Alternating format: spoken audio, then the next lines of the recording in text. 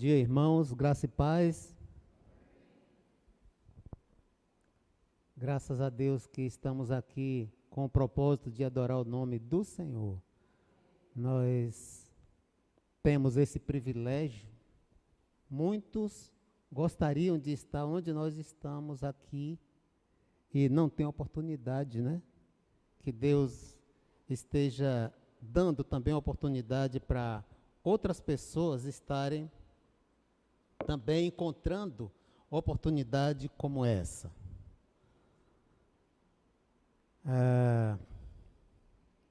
Nós vamos falar um pouquinho e vamos pegar essa palavra aí, né? Barro nas mãos de Deus. Vamos abrir as nossas Bíblias lá no livro de Jeremias. Livro de Jeremias, capítulo 18.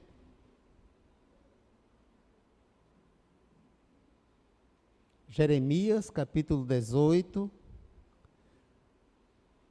do 1º ao 6º versículo.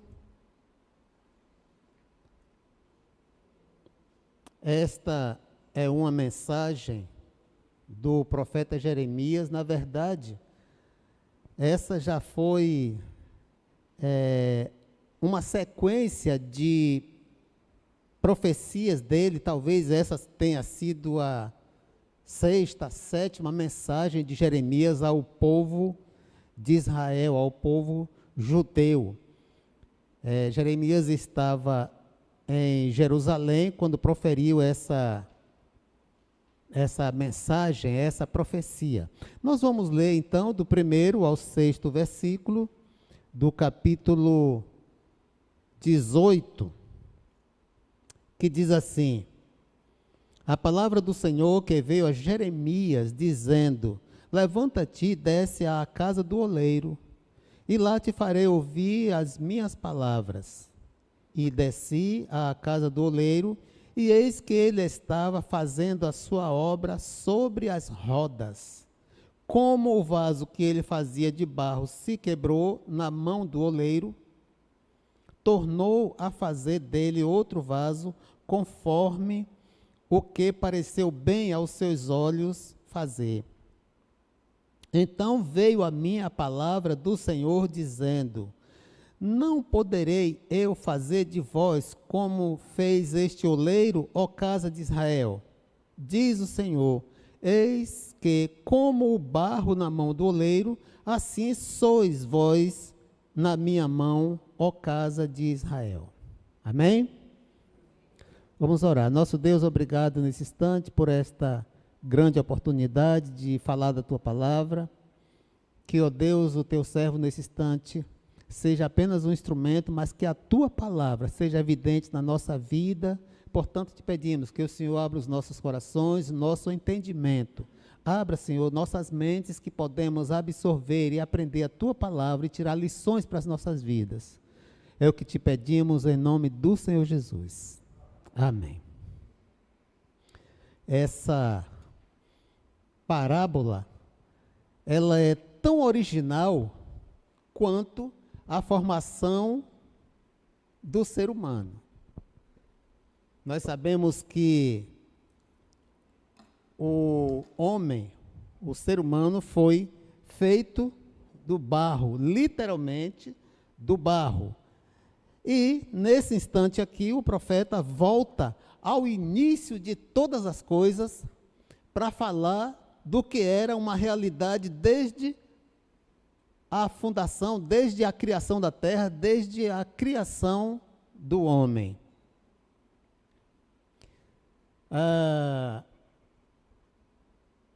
Ele estava ali próximo, quando ele proferiu essa parábola, que ele foi chamado por Deus. Ele estava, talvez, ali na zona sul da cidade de Jerusalém. Isso é bom a gente colocar bem o homem, o profeta, no lugar onde ele estava agindo, porque na Bíblia nós temos muitas sinalizações. Esse local onde ele foi levado, foi orientado para ir proferir essa parábola, era justamente onde nós conhecemos na Bíblia o poço de Siloé, a região do Campo do Oleiro. Essa mesma região do Campo do Oleiro é onde ficava uma olaria, né, onde se fazia vasos de barro. E era também, junto desse forno, onde se jogava coisas de refúgio. O próprio barro, quando era feito vasos, que se quebrava, ele era jogado nesse monturo, chamado monturo municipal.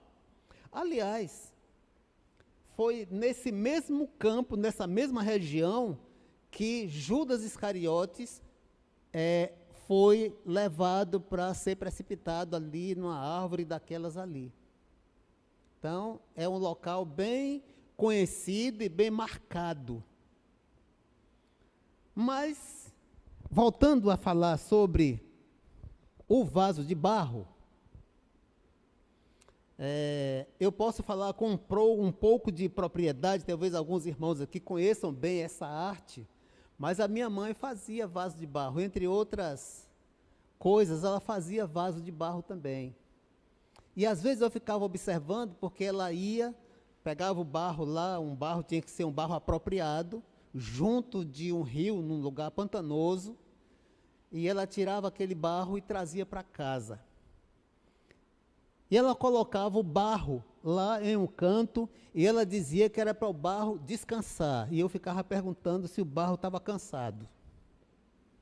Mas depois eu fiquei sabendo que esse descansar, numa palavra mais científica, né, seria para o barro desidratar, porque o barro teria que ser desidratado. Eu aprendi isso também.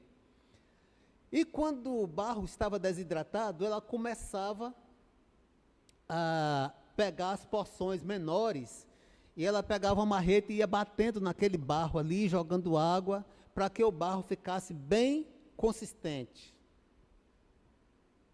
E interessante que, enquanto ela ia batendo, amassando esse barro aos poucos e colocando separado ali, aqui e acolá ela parava de bater, de amassar, de revirar ele, ela metia o dedo ali e tirava uma impureza que tinha. Poderia ser uma pedra, uma raiz, qualquer um outro tipo de impureza,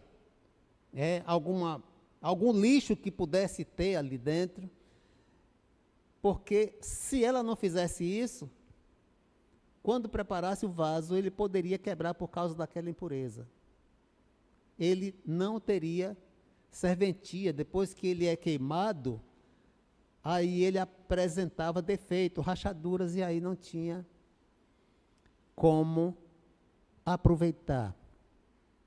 E eu já fiquei pensando aqui, quantas vezes nós, como barro nas mãos de Deus, precisamos ser desidratados, precisamos ser amassados, modelados, e também precisa ser retirado as impurezas que existem no nosso ser. As raízes da vida, podemos considerar que essas raízes são algum tipo de religiosidade que às vezes nós temos. Lembro que quando eu era criança ainda, meu pai se dizia religioso porque ele lia a Bíblia, e ele dizia que na religião que ele nasceu, ele ia morrer, porque ele era batizado, e era um só Espírito, e era um só Senhor e um só batismo. Então ele disse que não saía da religião dele nunca. Mas ele saiu depois. Às vezes, os lixos que é encontrado no nosso ser, na nossa vida, podemos considerar também que seja as coisas mundanas que o mundo quer impor em nossas vidas. Muitas vezes fica impresso no nosso caráter, e a gente tem dificuldade de tirar aqueles lixos na nossa vida. Quantas vezes também essas pedrinhas que é encontrado no barro, quantas vezes essas pedrinhas são as nossas convicções, os nossos conceitos, os nossos preconceitos, que são também difíceis de serem removidos da nossa vida. É interessante que quando o profeta fala essa mensagem ao povo de Israel, ele estava fazendo uma comparação básica entre o barro e o ser humano. É claro que nós não somos literalmente um barro, porque nós, como vaso nas mãos do Senhor, nós temos a nossa vontade, nós temos o nosso livre-arbítrio. O barro não necessita ou não tem vontade própria e não necessita fazer nada, mas nós temos a nossa vontade própria, que nós precisamos submeter a nossa vontade ao Senhor, para que Ele possa nos moldar, nos modificar. Mas uma coisa é certa, quando o Senhor nos chama, é porque Ele já escolheu um vaso, uma massa, que é para o seu propósito.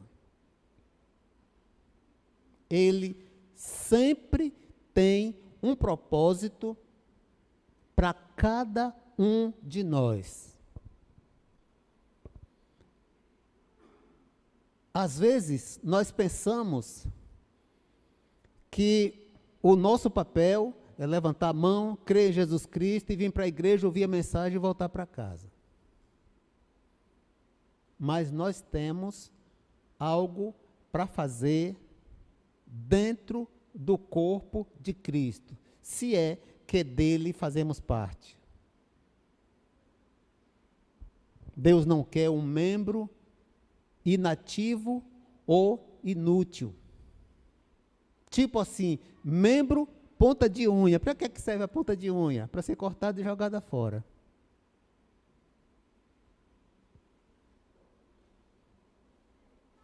Mas quando esse vaso está pronto a ser colocado aos cuidados do grande oleiro, aí começa a fazer mudança em nossa vida. E Jeremias estava querendo mostrar a necessidade de cada um dos seus filhos, cada um do seu povo, a mudança em sua vida. Aliás, eu tenho observado sempre, que quase todas as profecias são profecias de orientação, de repreensão, de castigo, de orientação, de chamar a atenção e tudo isso. É diferente até do que hoje nós ouvimos muitas profecias, que nós precisamos refletir sobre essas profecias. Para começar, eu não quero entrar no mérito da questão, mas vale a pena dizer isso aqui, que o próprio Jesus disse que, lá em Mateus, que a lei e os profetas vigoraram até João, daí em diante é anunciado o reino de Deus. Então significa que João foi o último profeta, e se alguém hoje se pronuncia como profeta, talvez esteja em discordância do que a palavra de Deus diz, ou seja, do que o próprio Senhor Jesus falou.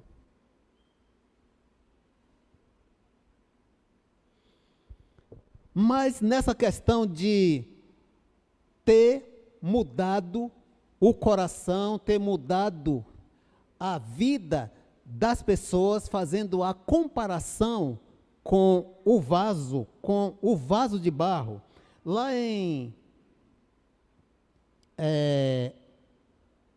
Jeremias, nos mostra claramente, lá no versículo 6, que diz assim: não poderei eu fazer de vós como este oleiro, ó casa de Israel. Eis que como o barro na mão do oleiro, assim sois vós em minha mão, ó casa de Israel. Na verdade, quando se fala de mudança, de se tornar um vaso novo, a Bíblia fala que tudo isso aí procede do coração. E eu fiquei pensando, e não parei de pensar nisso, até que me levou a pensar em alguma coisa, que Deus nos fez de um material tão simplório. Sabemos que somos feitos do pó da terra, do barro. E eu fiquei pensando, por que que Deus, que nos valoriza tanto, que na criação, todas as coisas Ele fez através da sua palavra, mas na criação do homem, a Bíblia sugere que Deus usou as mãos, que Ele falou, que a Bíblia diz que Ele disse, façamos e não haja. Ele não falou haja, Ele falou façamos. Sugere que Deus nos fez pelas suas próprias mãos. E depois do corpo inerte, feito do barro, Ele ainda soprou nas narinas do homem.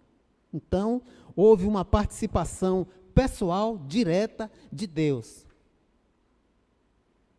Mas por que, então, que Deus não nos fez de um outro material, talvez um material um pouco melhor, um material mais resistente, um material mais forte, mais valioso? Por que será que Deus não nos fez assim? Me pus a pensar sobre isso, e daí eu encontrei uma coisa, eu vou ler para os irmãos aqui, uma coisa interessante. Supondo que Deus tivesse nos feito do ferro, ou do aço, de prata, ou de ouro, não seria um vaso mais valioso, mais resistente? Olha só, que coisa interessante que eu encontrei. É a história do ferreiro. A história do ferreiro. Diz assim: era uma vez um ferreiro que, após uma juventude cheia de excessos, resolveu entregar sua alma a Deus. Durante muitos anos trabalhou com afinidade, praticou o bem, mas apesar de toda a sua dedicação, nada parecia dar certo na sua vida. Muito pelo contrário, seus problemas, dívidas, dificuldades iam se acumulando cada vez mais em sua vida. Uma bela tarde, um amigo o visitara e, que se compadecia da sua situação difícil, comentou: é realmente estranho que justamente depois que você resolveu se tornar um homem temente a Deus, sua vida começou a piorar. Eu não desejo enfraquecer sua fé, mas apesar de toda a sua crença no mundo espiritual, nada tem melhorado. Entretanto, o ferreiro não respondeu imediatamente. Ele já havia pensado nisso muitas vezes, sem entender o que acontecia em sua vida. Entretanto, como não queria deixar o amigo sem resposta, começou falando e terminou encontrando a explicação que procurava. Eis o que disse o ferreiro: eu recebo nesta oficina o aço ainda não trabalhado e preciso transformá-lo em espadas. Você sabe como isso é feito? Primeiro eu aqueço a chapa de aço num calor infernal até que fique vermelha. Em seguida, sem qualquer piedade, eu pego o martelo mais pesado e aplico golpes até que a peça adquira a forma desejada. Logo, ela é mergulhada num balde de água fria e a oficina inteira se enche com o barulho do vapor, enquanto a peça estala e grita por causa da súbita mudança de temperatura. Tenho que repetir esse processo até conseguir a espada perfeita. Uma vez apenas não é suficiente. O ferreiro deu uma pausa, descansou e continuou. Às vezes, o aço que chega até minhas mãos não consegue aguentar esse tratamento. O calor, as marteladas e a água fria terminam por enchê-lo de rachaduras. Eu sei que jamais se transformará numa boa lâmina de espada. Então, eu simplesmente o coloco no monte de ferro velho que você viu na entrada de minha ferraria. Mais uma pausa e o ferreiro concluiu. Sei que Deus está me colocando no fogo das aflições. Tenho aceitado as marteladas que a vida me dá. E às vezes me sinto tão frio e insensível como a água que faz sofrer o aço. Mas a única coisa que peço é: meu Deus, não desista, até que eu consiga tomar a forma que o Senhor espera de mim. Tente da maneira que achar melhor, pelo tempo que quiser, mas jamais me coloque no monte de ferro velho das almas.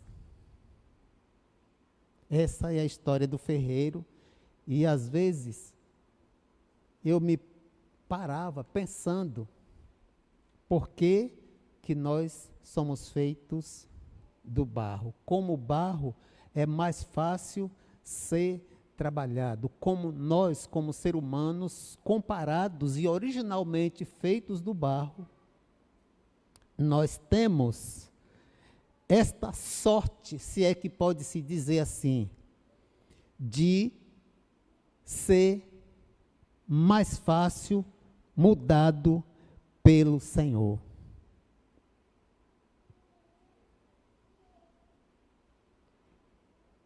Ele nos chama do jeito que somos, mas com o passar do tempo vai imprimindo em cada um de nós o seu caráter.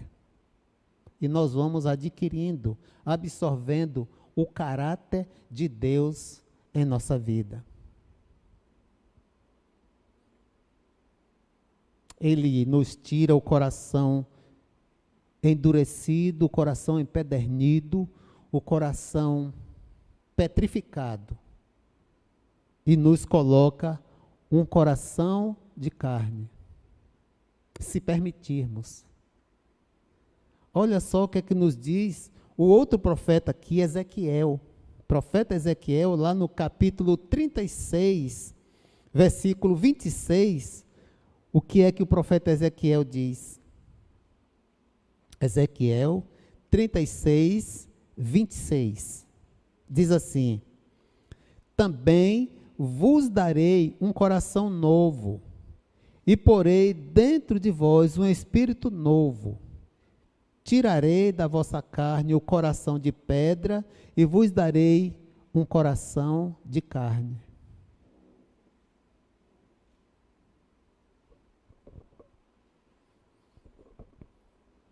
Você já imaginou se o nosso coração não fosse de carne, fosse de prata, né?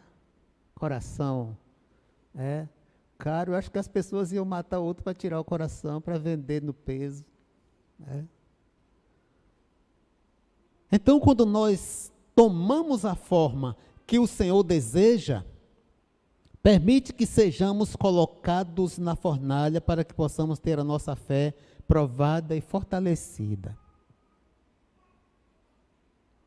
É interessante, voltando a pensar sobre o vaso de barro, é que enquanto o vaso está sendo ali moldado, modelado, confeccionado no vaso que o oleiro quer fazer, conforme a sua imaginação, ele pode ser desmanchado, assim como no exemplo da Bíblia lá.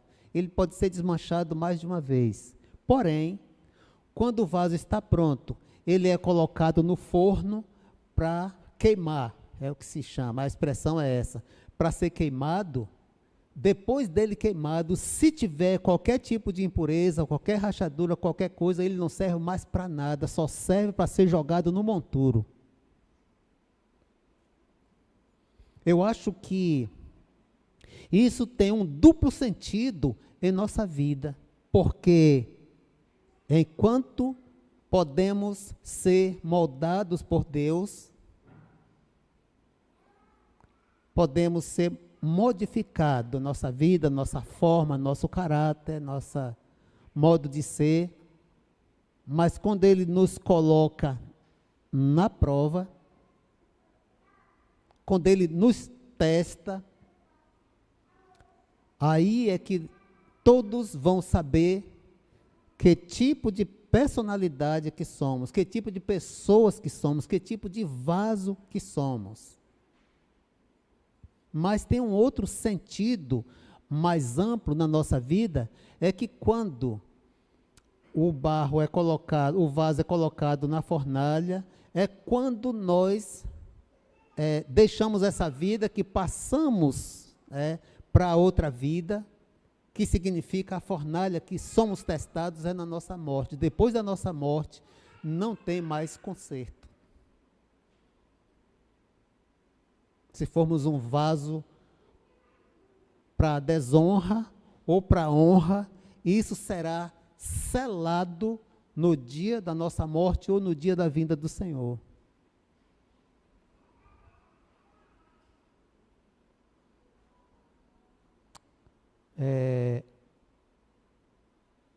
O vaso, quando é quebrado, ele pode ser consertado.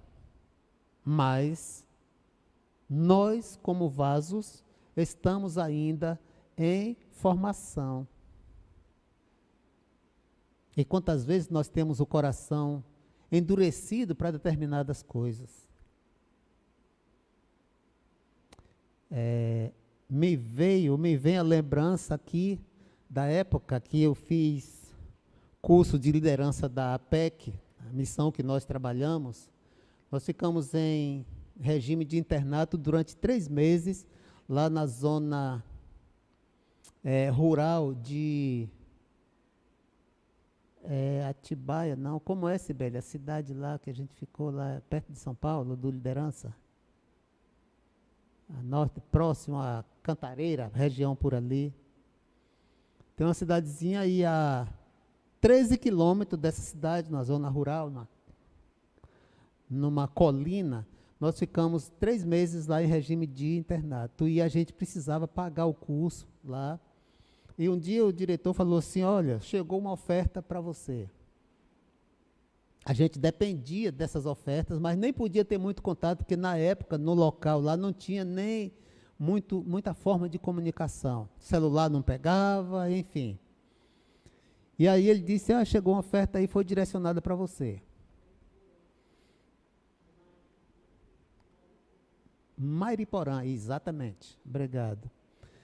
E aí, quando terminou o curso, no dia da formatura, durante o dia, chegaram muitas pessoas para ir visitar, que chegava muita gente, que era bem interessante lá.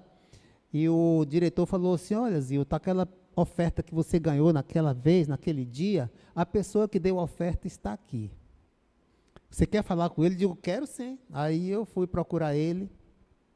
Aí me identifiquei com ele, falei: olha, eu quero lhe agradecer a oferta que o senhor enviou, foi direcionada para mim e tal, eu quero lhe agradecer, dizer que Deus lhe recompense.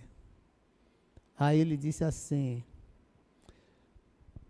meu irmão, não me agradeça, agradeça a Deus, porque eu, nessa idade, ele já era uma pessoa idosa já, e ele disse, nessa idade, o meu coração é tão duro que você não faz ideia. Para eu dar oferta, fazer essas coisas, tudo aí, eu não faço isso. Eu não sei por que eu mandei essa oferta, portanto, não foi o meu mérito. Agradeça a Deus, porque o meu coração é muito duro, não é para fazer essas coisas. Eu fiquei refletindo sobre aquilo que ele falou, de como, muitas vezes, o nosso coração é tão insensível.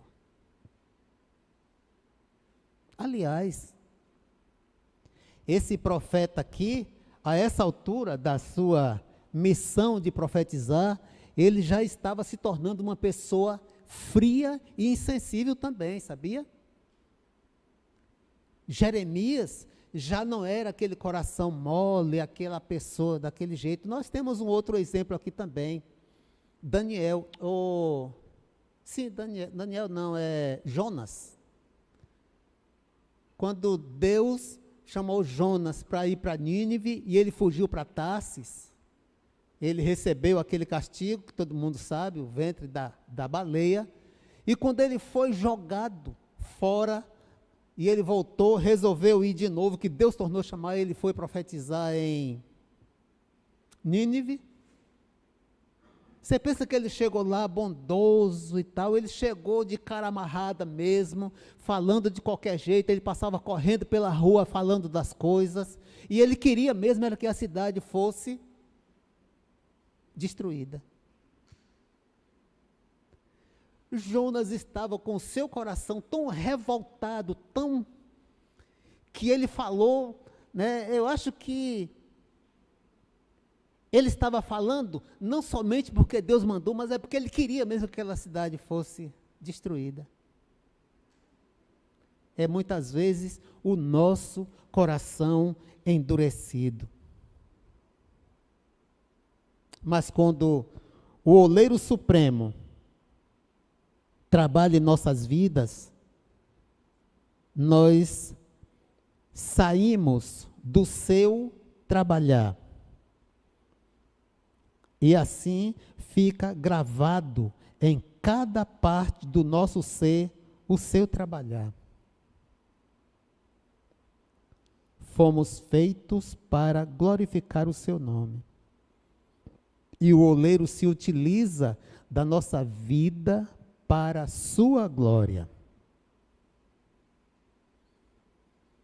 E mais uma justificativa, porque ele nos fez como vasos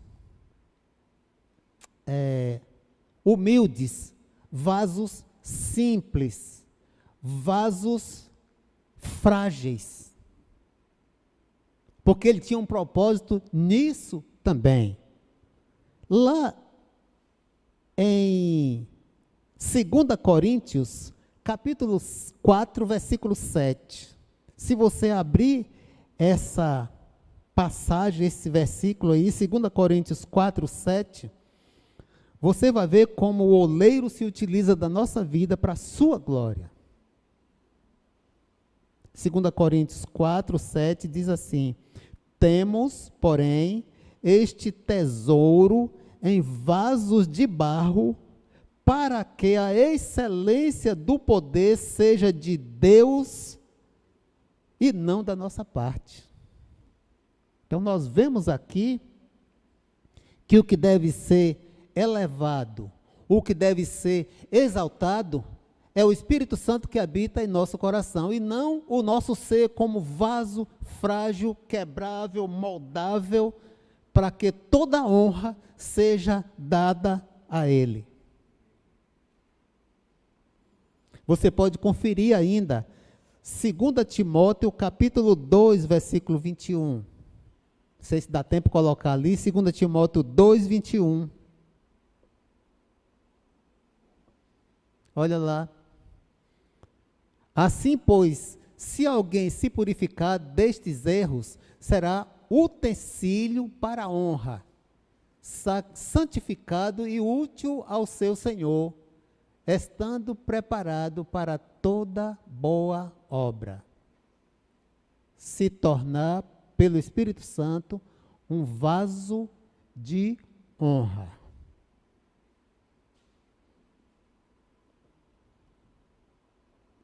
Quero finalizar essa palavra nesta manhã dizendo que uma coisa interessante é que em todas as etapas desse processo, o oleiro está presente. É totalmente soberano e cuidadoso no seu trabalho. Se nós permitirmos, ele trabalha de forma soberana e ele é suficiente para tirar o nosso coração empedernido, tirar o nosso coração de pedra e colocar um coração de carne. Trocar nossa insensibilidade pela sensibilidade do Espírito Santo de Deus.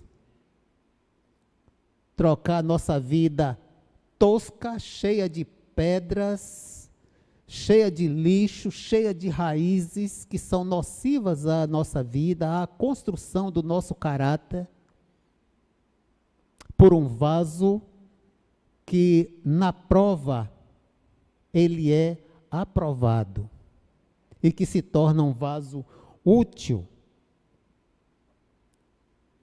para abençoar outras vidas e para ser usado por Deus da forma que ele bem entender.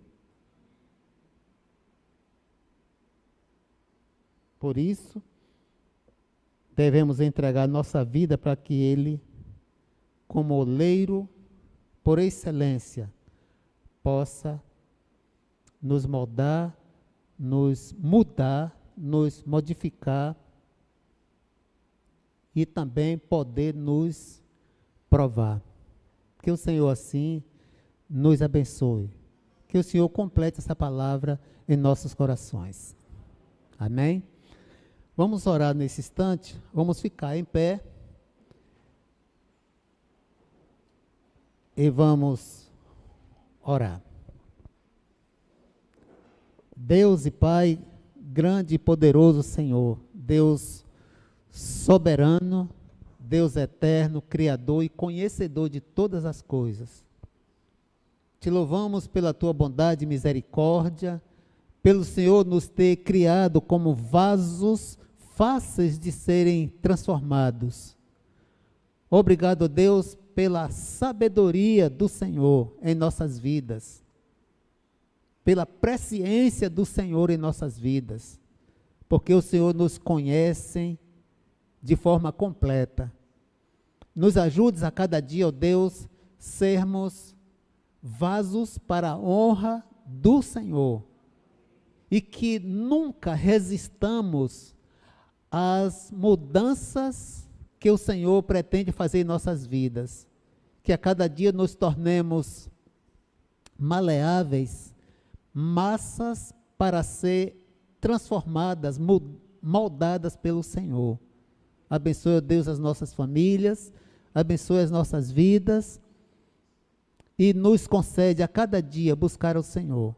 Nós te pedimos, Pai, essas bênçãos, te agradecemos no nome de Jesus. E que agora a graça do Senhor Jesus Cristo, o amor de Deus Pai e as consolações do Espírito Santo esteja com a sua igreja, hoje, aqui e em todo lugar, para sempre. Amém.